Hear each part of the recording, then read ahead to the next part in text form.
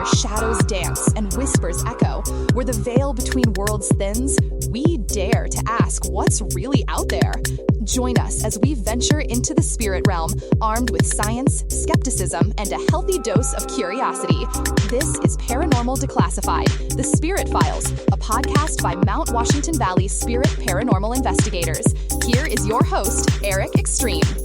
The wind sighs, carrying echoes of fear across the centuries, and the past is poised to bleed into the present. The air is full of whispers, waiting to be heard. Join me as I seek answers in the ruins of shattered lives, explore the shadows that cling to the stones of ancient courtrooms, search for the clues to unlock the secrets of how paranoia can consume a community, and listen for the faintest signals of how the unseen can become a mirror reflecting our own darkest impulses. My name is Eric Extreme. I will lead you as we decipher the spectral tales of the witch trials, here on Paranormal Declassified, The Spirit Files, a podcast by Mount Washington Valley Spirit Paranormal Investigators. The room is quiet, a hush that settles like dust. The light is low, a fragile defense against the encroaching dark. Somewhere outside, a branch scrapes against a window, a sound amplified by the stillness, a whisper that becomes a threat. For a moment, the mind reaches for an explanation that is older than electricity, older than streetlights, older than scientific language. Something is out there, unseen, unheard, yet felt in the marrow of the bone. For most of human history, when crops failed, when cattle sickened, when a child wasted away with no clear cause, people reached for the same kind of explanation. The storm was not just weather, a random act of nature. The illness was not just bad luck, a roll of the cosmic dice. Someone had called it down. Someone had whispered with forces that lived just beyond the edge of the lantern light, in the shadowed places where fear took root and bloomed. That word waits in the dark, a loaded syllable, a poisoned dart. Witch. The air grows still, a pregnant pause before the storm. The embers are poised to reveal the shapes that dance within the shadows. Fleeting glimpses of what might be, what could be, what we fear is already there. History is full of mysteries, etched in fear and folklore, forever chasing the light, waiting to be examined again, to be stripped bare of its embellishments and reveal in its stark, unsettling truth. Tonight, we sail through no haunted ship, walk through no abandoned asylum. Instead, we cross a stranger landscape, one built from courtrooms, confession chambers, and the thin line between belief and terror, a terrain as treacherous as any deep ocean or remote wilderness. We will navigate the currents of faith and rumor, explore the echoes that linger in trial books and sermons, the whispers of accusation, and the cries of despair. We will search for clues within the documents left behind by accusers and accused, fragments of lives shattered by suspicion and fear. We will listen for the faintest signals of lives caught in the crosscurrents of superstition and power, the silent screams of the condemned. This is not a tour of hex bags and spell jars, a catalog of arcane objects and forgotten rituals. This is a walk along the fault line where belief in the paranormal collided with fear, law, and the need to explain the inexplicable, a journey into the heart of human darkness. The night does not begin with thunder. It begins with a murmur, a seed of doubt planted in fertile ground. A neighbor remembers a sour look at the well, a fleeting expression that takes on new meaning in the light of misfortune. A cow dies, its body bloated and still in the field, a symbol of loss and vulnerability. Someone dreams of a black figure at the foot of the bed, a silent presence that steals the breath and leaves a residue of dread. A child has a fit in church and cries out a name that hangs in the air a little too long, a spark that ignites the tinder of suspicion. The village starts to talk, a murmur that grows into a roar. Across books, films, and social media, that moment has hardened into a familiar image, a grotesque spectacle of cruelty and injustice, a world of constant smoke, a perpetual twilight of fear, hills crowded with stakes, monuments to paranoia. Endless lines of women in rags march towards the fire, their faces etched with resignation and despair. Oceans of bodies, a tide of loss that threatens to engulf us all. Millions gone, erased from the world as if they never existed. a continent built on ash, a testament to the destructive power of belief. That picture is powerful, a visceral representation of human depravity. It is also one of the biggest myths in history, a distortion that obscures the truth. When historians went into the archives with the same patience I bring to a case file, the same dedication to uncovering the hidden facts, they did not find millions of executions. Trial books, parish records, city accounts, and legal reports draw a different outline, a more nuanced and ultimately more disturbing portrait of the past. Across Europe and colonial North America, from the late medieval period into the 18th century, perhaps 100,000 people were formally tried for witchcraft. Of those, an estimated 40,000 to 60,000 were executed. That is still a sea of lost, a vast ocean of suffering.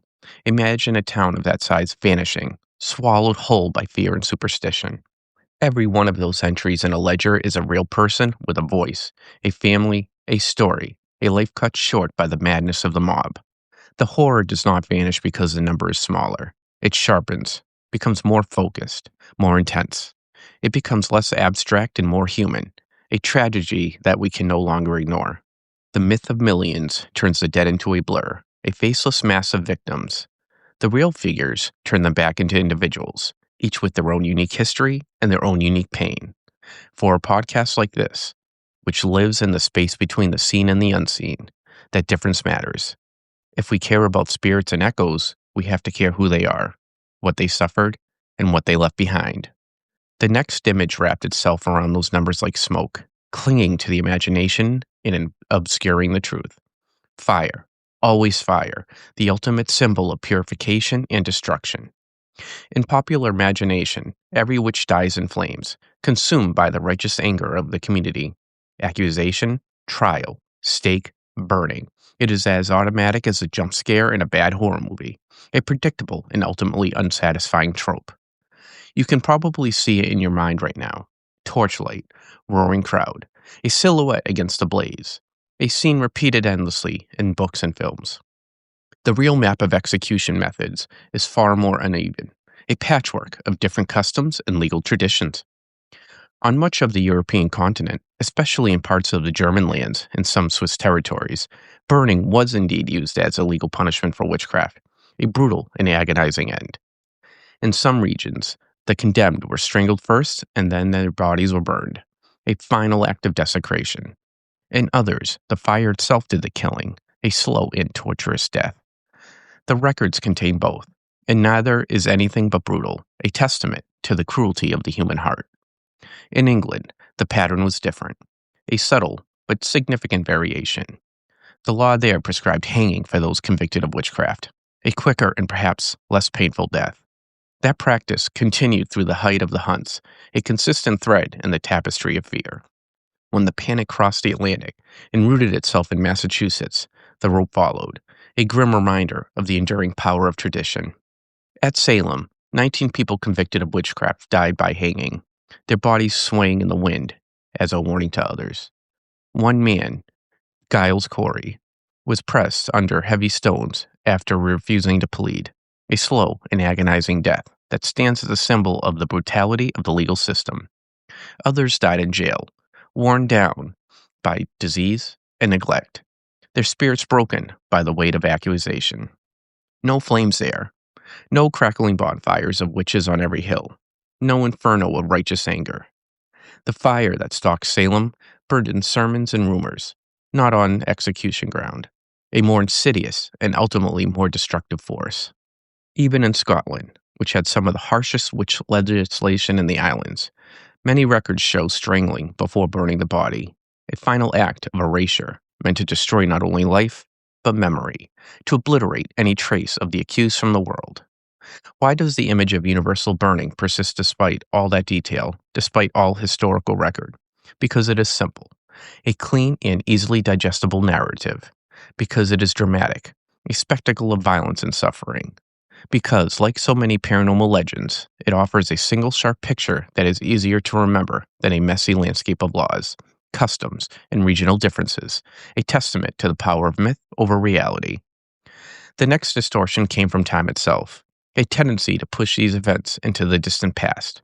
to see them as relics of a bygone era.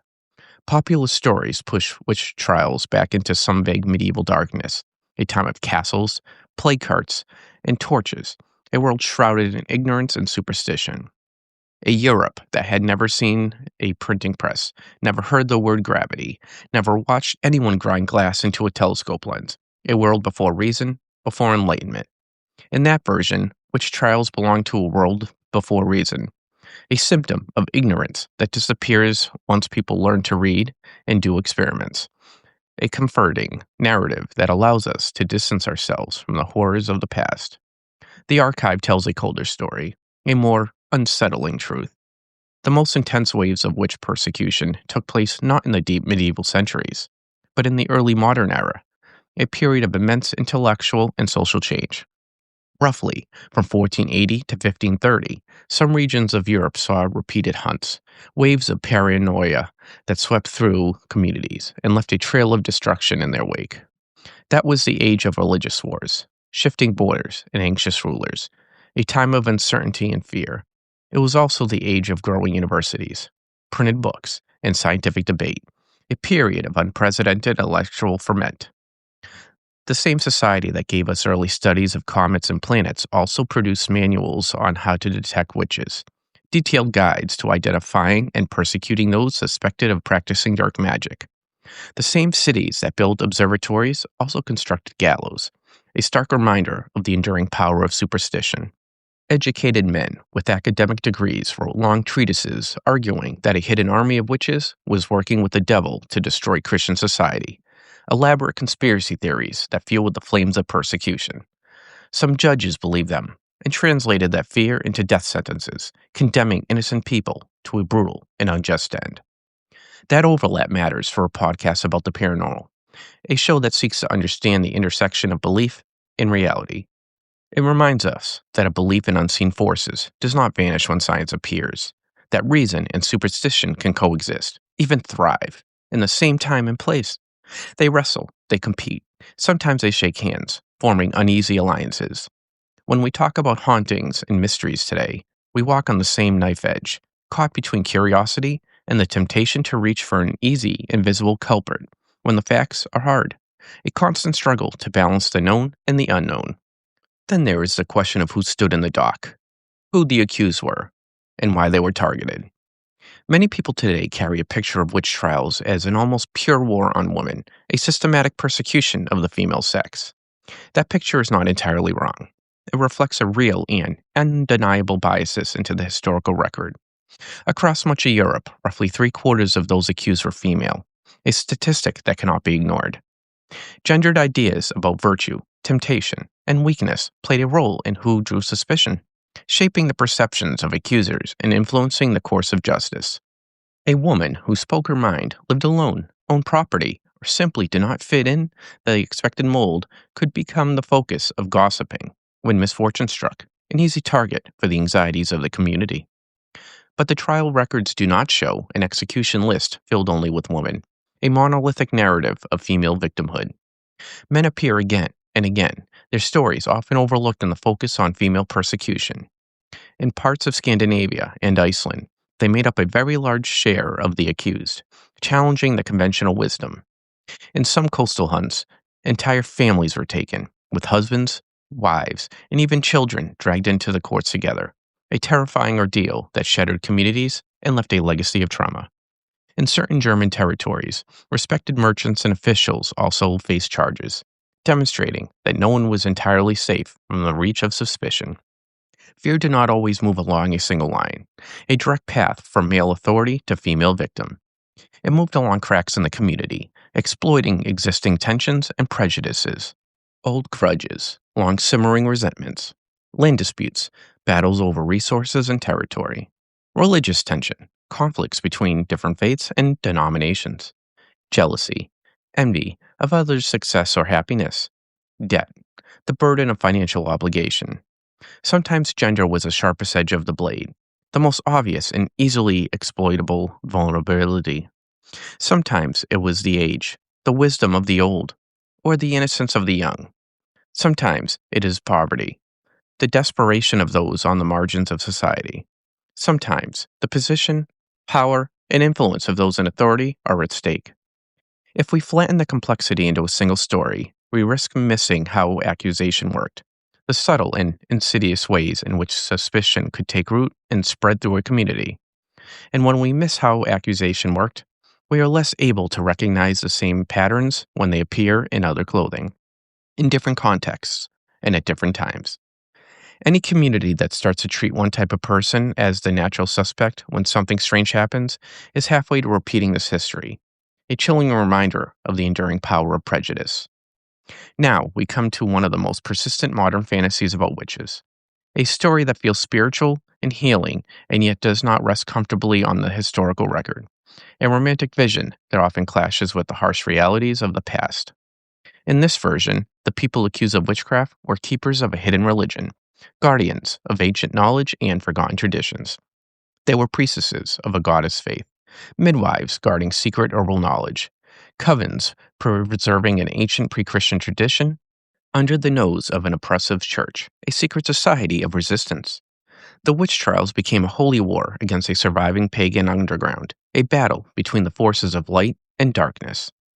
It is a compelling image, a narrative that resonates with many modern sensibilities. It has inspired modern spiritual paths and given many people a sense of connection to something old and earthly and sacred, a sense of belonging to a lineage of resistance. But when you open the trial books and parish registers from the 15th, 16th, and 17th centuries, that picture does not appear. The evidence simply does not support it. The accused in those records almost always understood themselves as Christians, devout members of their communities. They were baptized. They went to church. They participated in religious rituals. They used prayers and charms that blended folk practice with official religion, a syncretic blend of traditions that was common in many communities. Their neighbors saw any suspect magic not as a rival sacred system, but as a corruption of the faith they all shared, a perversion of the true religion. Some midwives and healers were accused, especially if a birth went badly or a remedy failed. Their knowledge and skills were viewed with suspicion and fear. Yet, they do not make up the majority of cases. They were not the primary targets of the witch hunts. Many accused were poor laborers, widows, or simple, ordinary people caught in local conflicts, victims of circumstance and misfortune. Sometimes they had reputations for sharp tongues or grudges, their words and actions twisted into evidence of malice. Sometimes they had nothing more dangerous than bad luck, a series of unfortunate events that led their neighbors to suspect them of witchcraft. There is no solid evidence in the trial records for a large organized pagan religion being dismantled by witch hunts. No documentations of secret covens or hidden rituals. That idea grows in the 19th and 20th centuries, as new spiritual movements looked for ancestors in the past, seeking to reclaim a lost heritage. As paranormal investigators, we understand the pull of that, the desire to connect with something ancient and powerful. People want roots. They want continuity. They want to feel linked to something that survived, a sense of belonging to a larger story. But if we care about truth, if we are committed to uncovering the facts, we have to distinguish between inspired reinterpretation and what the documents actually show, between wishful thinking and historical reality. It is possible to honor modern nature-based spiritual paths on their own terms without forcing them into a history that does not support them, without distorting the past to fit our present-day needs. Another myth hands all the blame to one towering villain, a single, easily identifiable source of evil. In popular imagination, especially in English-speaking countries, the words witch trials often summon a single figure in a black robe, a symbol of religious oppression and unwavering cruelty. The Inquisition. Sometimes that means the Spanish Inquisition in particular, a name synonymous with torture and persecution. In that story, a centralized institution directs a campaign across Europe, hunting witches from a master plan, a vast conspiracy orchestrated from the highest levels of power. Historical records point in another direction, a more fragmented and complex reality. Many of the deadliest hunts took place under local or regional secular courts, not under the direct control of the church. Town councils, territorial princes, and village judges opened cases, driven by local anxieties and local agendas. Some of the worst chain trials in German territories were driven by local authorities, not distant church officials, fueled by personal vendettas and political maneuvering. Protestants and Catholics alike participated, a grim reminder that no single religious tradition was immune to the lure of witch hunting. Lutheran towns and Reformed religions also held trials and carried out executions, demonstrating that the persecution of witches was not confined to any one faith. The Spanish Inquisition, which has become a symbol of religious brutality, for many other reasons, handled accusations of witchcraft more cautiously than many people expect, a surprising twist in the conventional narrative. Detailed studies of its record show relatively few executions for that specific charge, a statistic that challenges the popular perception of the Inquisition as the primary driver of witch hunts. In some famous cases, inquisitors even worked to calm panics, insisting on stronger evidence or dismissing mass accusations as rumor, a sign that even within this institution, there were voices of reason and skepticism. That did not make the institution gentle. It was still a harsh and unforgiving force. It did, however, mean that the simple picture of one all-powerful office directing a war on the witches does not match scattered reality, the decentralized nature of the persecution. Responsibility for witch hunts lies in many hands, a collective guilt that extends far beyond the confines of any singular institution. City halls, regional courts, church tribunals, local ministers, neighbors who testified, all played a role in the tragedy. That fragmentation may be less dramatic than a single dark tower issuing orders, but it is more unsettling because it shows how ordinary structures of authority can become conduits for fear, how easily power can be corrupted by superstition and prejudice. There is also the way the trials themselves unfolded, the procedures and processes that help shape fate of the accused. Stories and film often show pure mob justice, a chaotic outburst of violence and rage. A crowd storms a house, drags someone out, and the next shot is a noose or a pyre, a swift and brutal end.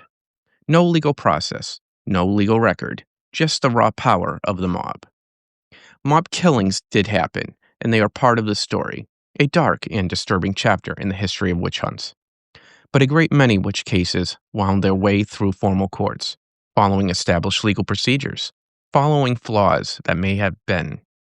There were judges, clerks, and notaries, officials who meticulously documented the proceedings. There were written charges, formal accusations that outlined the alleged crimes. There were interrogations, often conducted under duress, designed to elicit confessions. There were depositions, sworn statements from witnesses, often based on hearsay and rumor. There were confessions, often extracted under torture or the threat of it, a perversion of justice that haunts the historical record. Some courts required multiple witnesses, a safeguard against false accusations. Others allowed hearsay and rumor to count as proof, a testament to the power of superstition.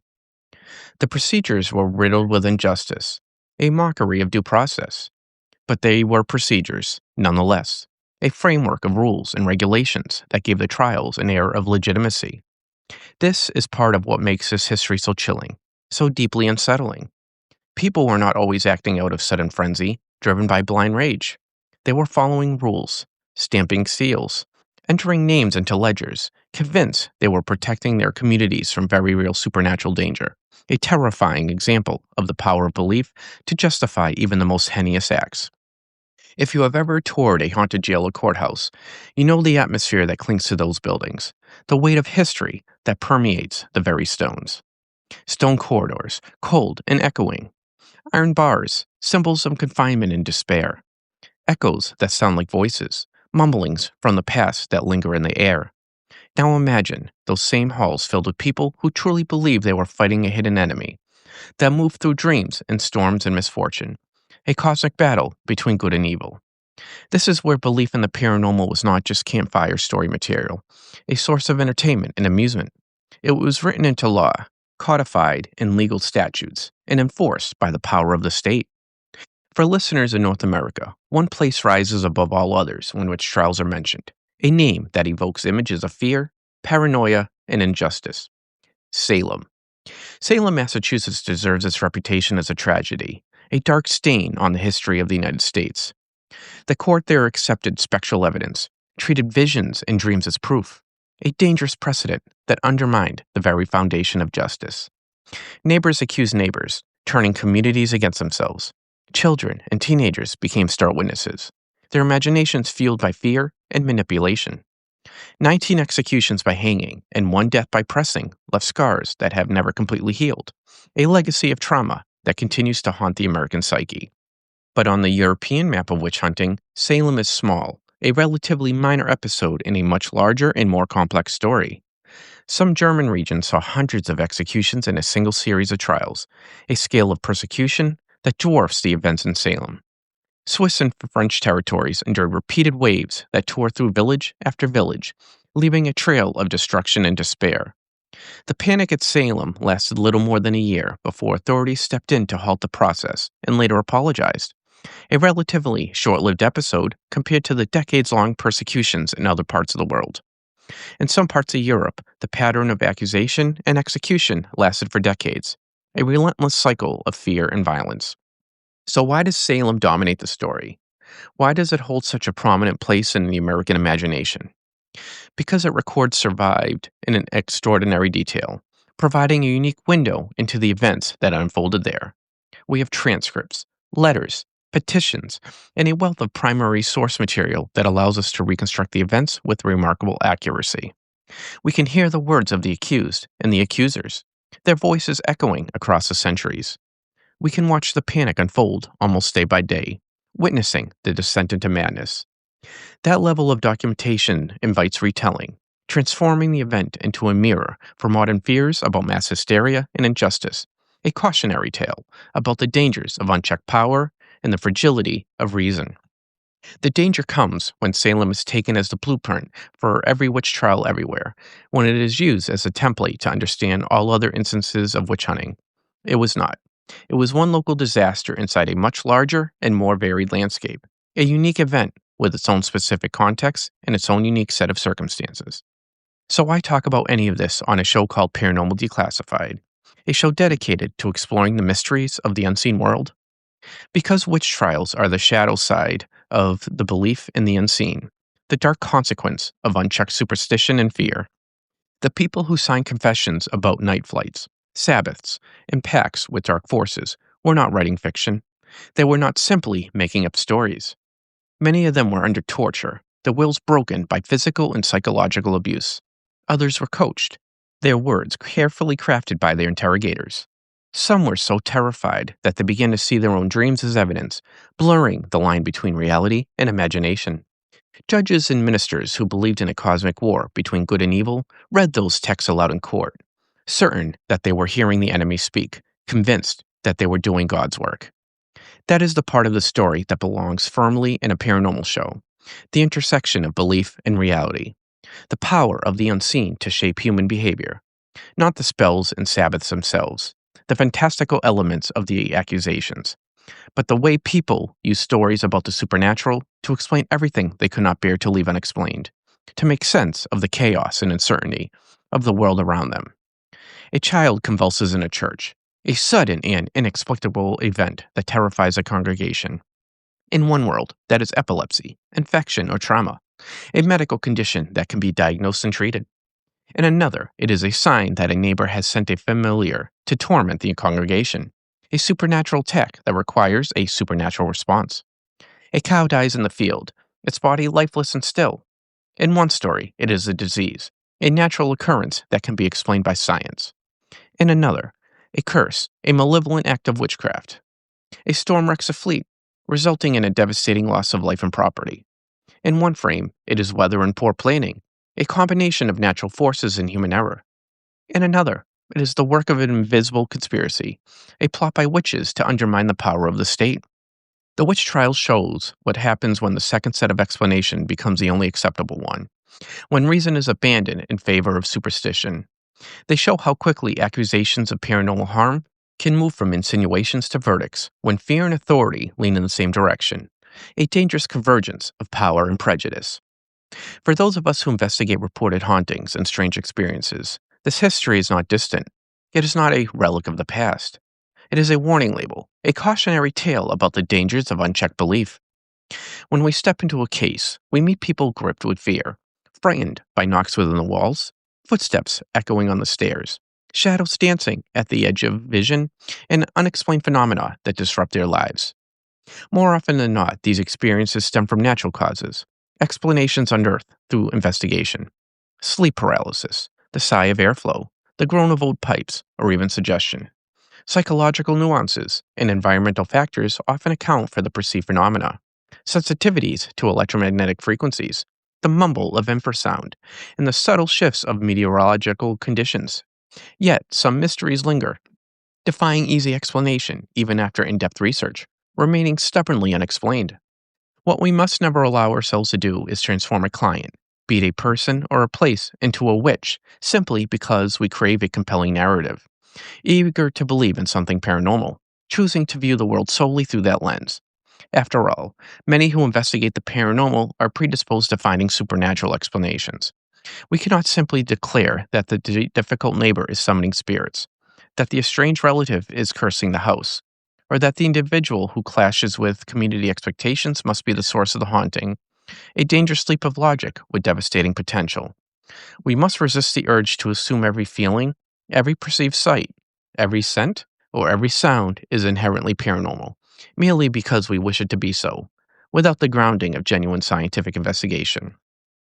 The alluring yet deceptive dance of lights on a K2 meter, the disembodied mumbling coaxed from a spirit box, the fleeting stick figure shadows painted by an SLS camera, the sudden blare of an Ovilus device, the triggered alert of a REM pod.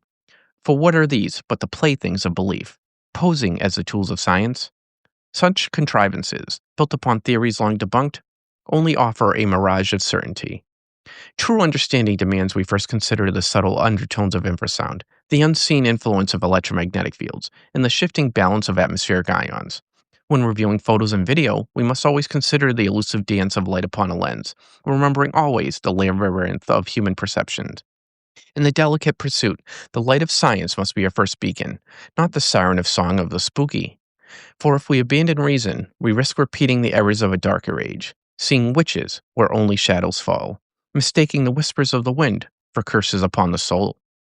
The past is full of ghosts that grow out of fear and prejudice, mystical figures that haunt our collective memory. Witch trials are made of that material, born from suspicion and fueled superstition. The myths that formed around them later add on another layer of confusion, obscuring the truth and perpetrating harmful stereotypes. Millions burned, goddess cults destroyed, one institution pulling the strings. These are all distortions of the historical record. Those myths tell us more about the anxieties of later centuries than they do about the people who actually died, revealing our own biases and prejudices. Beneath all that, the records remain. The fragments of lives shattered by fear and superstition. Names etched in ink on brittle paper. Ages are a reminder of youth and vulnerability of many of the accused. Places, small villages, and towns were torn apart by the witch hunts. A mother in a small German town was accused of cursing her neighbor's child. A fisherman in a Norwegian village was suspected of summoning storms to wreck ships. A girl in a French hamlet was accused of bewitching the local livestock. A farmer in the Scottish parish was suspected of causing crop failure. A servant in Massachusetts was accused of afflicting the local children. Most of them believed in the same God as their accusers, shared the same faith and the same values. Most lived ordinary lives until misfortune painted a target on them, transforming them into scapegoats for the anxieties of their communities. If any echoes remain, any spirits linger in the air, they do not belong to legendary witch queens or hidden priestesses, figures of myth and fantasy. They belong to those ordinary people caught in extraordinary fear, the victims of a tragedy that continues to resonate across the centuries. The long echo of witch trials is not only the sound of ropes and flames, but also the physical violence of the persecution. It is the way the story has been retold, the way it has been shaped and reshaped to fit the needs and the anxieties of each generation. In one century, the witch is a servant of the devil, a figure of pure evil. In another, a feminist symbol, a rebel against patriarchal oppression. In another, a pagan heroine, a guardian of ancient wisdom. Each retelling says something about the teller, revealing our own biases and prejudices. Here, on this podcast, the witch trials become something else. Something more than just a historical event. They become a cautionary tale about what can happen when we let belief outrun evidence, when we treat suspicion and emotions as proof, and when we let the language of the paranormal become a weapon instead of a tool, a force for division and destruction. The night thickens around the awareness. a sense of unease that settles over us as we contemplate the darkness of the past. Courtrooms empty, their silence broken only by the whispers of ghosts. Gallows stand dark against the sky, stark reminders of the price of fear. The last embers in the village square cool to ash, a symbol of extinguished lives and shattered communities. The stories do not end. They simply change shape and drift into our time, carried on the wing of a memory. When someone speaks today about being cursed or insists that an enemy is summoning spirits against them, or claims that a haunting proves a vast hidden conspiracy at work, part of this history stirs, a reminder of enduring power of superstition and prejudice. The choice we face is whether to repeat it, to fall prey to the same fears and prejudices that fuel the witch hunts, or to learn from it, to resist the temptation to scapegoat and to embrace the power of reason and empathy. The currents of belief pull at us, threatening to drag us into the depths of superstition. But we still have an anchor, a lifeline that can keep us grounded in reality. Reason, the power of critical thinking and logical analysis. Documentation, the importance of evidence and verifiable facts. Care, the need for empathy and compassion. Do not be lost in the smoke of old stories. Do not be seduced by the allure of easy answers. When someone invokes witch trials as a metaphor, ask which version they mean, and whether the facts support it. Challenge their assumptions and demand evidence. When you hear claims about curses and hidden enemies, look first for the human conflicts and natural causes that might be hiding underneath, and seek rational explanations before resorting to supernatural. Respect experience, but test it. Listen to the stories of others, but verify their claims. Listen, but verify, a mantra for paranormal investigators. I want to believe that there are mysteries in this world that we have not yet mapped, that there are natural forces at work that we do not yet understand. I spend my time in this space, exploring the boundaries of the known and the unknown. But belief without evidence is what filled those courtrooms, what condemned innocent people to death. That path leads to real harm, a dangerous descent into superstition and prejudice.